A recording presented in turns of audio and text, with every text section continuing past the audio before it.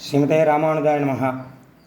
சுவாமி நம்மாழ்வார் தனியன் ஸ்ரீ தேசிகன் சாதிச்ச தனியன் யஸ்ய சாரஸ்வத ஸ்ரோதः வகுலாமோத வாசிதம் ஸ்ருதீனாம் விஸ்ரமாயாலம் சடாரிம் தம் உபாஸ்மஹே.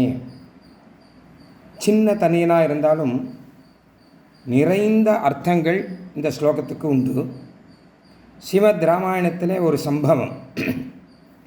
பெருமாளை விட்டு பிராட்டியை பிரித்தான் ராவணன். பெருமாள் யுத்தம் பண்ணி பிராட்டியை தன்னிடம் கூட்டுக்கொள்வதற்கு முன் ஸ்நானம் செய்துவிட்டு வா அப்படின்னு சொன்னார்.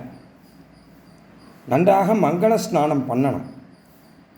ஏன் என்றால் இத்தனை நாள் பெருமாளை விட்டு பிரிந்து இருந்த களைப்பு தீர, தாபம் தீர மங்கள ஸ்நானம் பண்ணணும். ஒரு ராணியாக இருக்கிறவர் களைப்பு தாபத்தோடலாம் இருக்கக்கூடாது. மங்கள ஸ்நானம் பண்ணி அதுக்கப்புறம் அவரை நான் பார்க்கணும் என்பதாக பெருமாள் சொன்னாராம். அப்போது விபீஷனுடைய ஆஜ்ஞைப்படி சீதா பிராட்டிக்கு மங்கள ஸ்நானம் செய்வித்தார்கள் அப்படின்னு இருக்கு. அதே போல தான் ராமாயணத்தில் இன்னொரு விஷயம், பெருமாளை விட்டு பிராட்டியை பிரித்தது எதை போல இருக்குன்னா, பெருமாளை விட்டு வேத மாதாவை பிரிப்பது போல இருக்குது.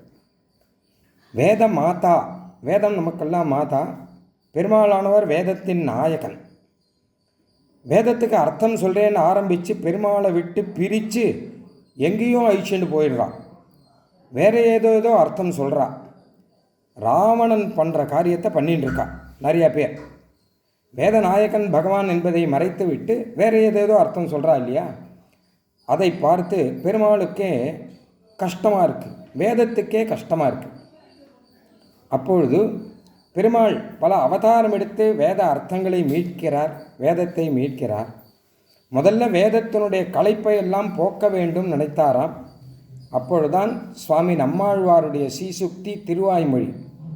அந்த திருவாய்மொழி என்பது ஒரு அழகான ஜலப்பிரவாகம். அதிலே வேதமாதாவனுடைய களைப்பெல்லாம் தீரும்படி அவர் ஸ்நானம் செய்கிறாராம். இதுதான் இந்த ஸ்லோகத்தினுடைய அர்த்தம்.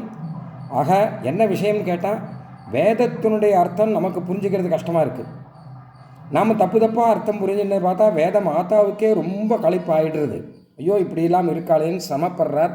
ராவணங்கிட்ட மாட்டிண்டு பிராட்டி சிரமப்பட்ட மாதிரியாக. அந்த சமயத்திலே திருவாய்மொழி அப்படிங்கிற ஒரு பிரவாகம், வகுலாமோத வாசிதம், வகுல வாசனை, மகிழம்பூ வாசனையோடு கூட இருக்கக்கூடிய திருவாய்மொழிங்கிற ஜலப்பிரவாகத்திலே வேதமாதா ஸ்நானம் செய்ய, அவருடைய களைப்பெல்லாம் போக அவர் நாயகுடன் சேர்ந்து இருந்தார் என்கிற ரீதியிலே நாமும் வேதத்தை களைப்பில்லாமல் அனாயாசமாக அர்த்தம் தெரிந்து கொண்டு எம்பெருமானுடன் சேர்ந்து வேதத்தை அனுபவிக்க வேண்டுமானால் அதற்கு ஒரே வழி திருவாய்மொழி என்கிற நம்மாழ்வாருடைய சீசுக்தி, அந்த ஜலப்பிரவாகம்தான் வழி என்பது இந்த தனியனுடைய அற்புதமான அர்த்தம். ஸ்ரீமதே நிகமாந்த மகாதேசிகாய நமஹ.